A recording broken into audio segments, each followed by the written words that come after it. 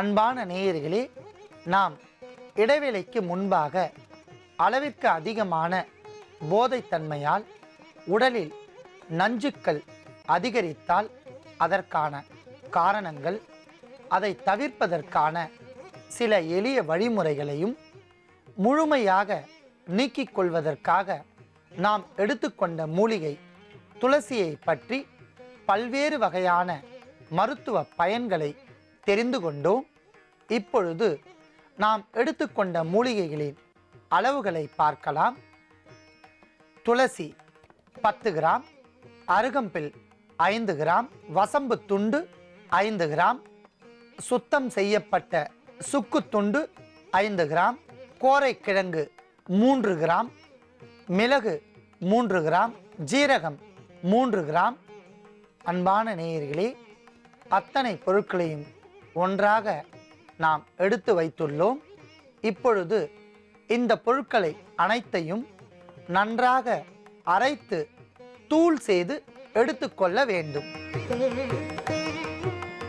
இப்பொழுது இந்த பொடியை கொண்டு நாம் உடலில் தங்கியுள்ள நச்சுத்தன்மையை நீக்குவதற்கான மருத்துவத்தை செய்ய போகின்றோம்.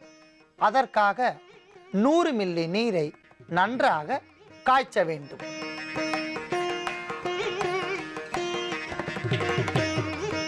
அன்பான நேயர்களே, நன்றாக கொதித்து கொண்டிருக்கின்ற நீரில் நாம் அரைத்து எடுத்த மூலிகை பொடியிலிருந்து 5 கிராம் சேர்த்து கொதிக்க வைக்க வேண்டும்.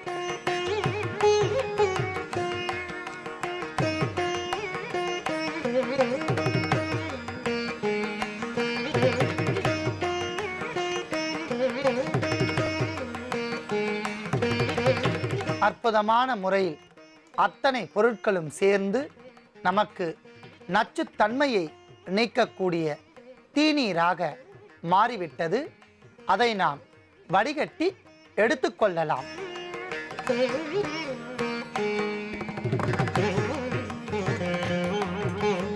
அன்பான நேயர்களே, அதி அற்புதமான மருத்துவ குணங்கள் நிரம்பிய இந்த தீநீரை அளவிற்கு அதிகமான போதைத்தன்மை பயன்படுத்தியவர்கள், வலி மாத்திரைகள் அளவிற்கு அதிகமாக பயன்படுத்தியவர்கள், முறை தவறிய உணவு உண்டு அதனால் நச்சுத்தன்மை உடலில் அளவிற்கு அதிகமாக இருந்த நோயாளிகள் அனைவருக்குமே இது ஒரு வரப்பிரசாதமான தீநீர்.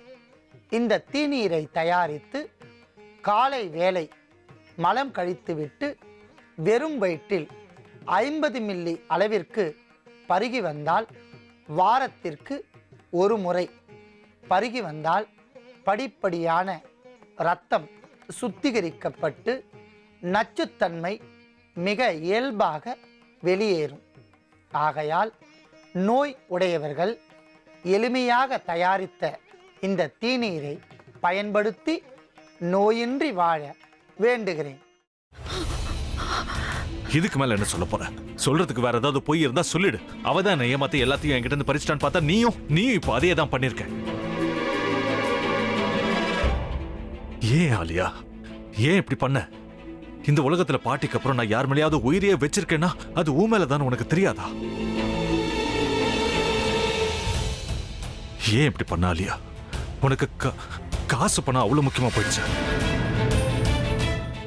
அதுக்காக நம்ம உறவை கூட மறந்துடுவியா?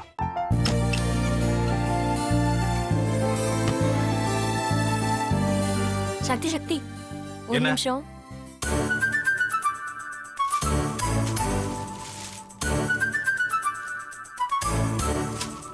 இந்தாங்க. என்ன இது? உங்களுக்கு பிடிச்ச பிராண்ட் செப்பல். இது என்ன, நான் தலையில வச்சுட்டு தூங்கணுமா? சரி, அதை விடுங்க. இங்க பாத்தீங்களா, டைம் பீஸ். இதோட அலாரம்க்கு தான் நீங்க டெய்லி எந்திரிக்கணும். அதெல்லாம் என் மொபைல்ல இருக்கு. முத்து, முத்து, என்னடி இவன் முத்துன்னு ஒருத்தைய உருவாக்கி விட்டான்? செல்வியை மறப்பான்னு பார்த்தா எப்ப பார்த்தாலும் முத்து முத்துன்னு கூப்பிட்டு இருக்கான். முத்துவ கூப்பிட மட்டுமா செய்யறான்? முத்துவ வச்சு என்னென்னமோ செய்யறான். நாம தான் இழிச்சவாய் மாதிரி வேடிக்கை பார்த்துட்டு இருக்கோம். என்ன முறைச்சு என்ன பிரயோஜனமாயா? உனக்கு வேற குரல் போயிடுச்சு. அடுத்து அவ செல்வியை கூப்பிட்டானா என்ன பண்ண போற? உன்னுடைய விருப்பப்படியே நீ ராமநாத வீட்டு மருமகளா வாழ போற. கண்டிப்பா என்னுடைய ஸ்தானத்திலிருந்து அவன் உன்னை நல்லா பார்த்துக்குவான் அம்மா. டேய், அவரை பத்தி தான் உனக்கு தெரியும்ல. அவர் எந்த முடிவு எடுத்தாலும் அதான் ஃபைனல். நம்ம அப்பா வேணுமா வேணாமாங்கிறத நீயே முடிவு பண்ணிக்கோ. வாடா.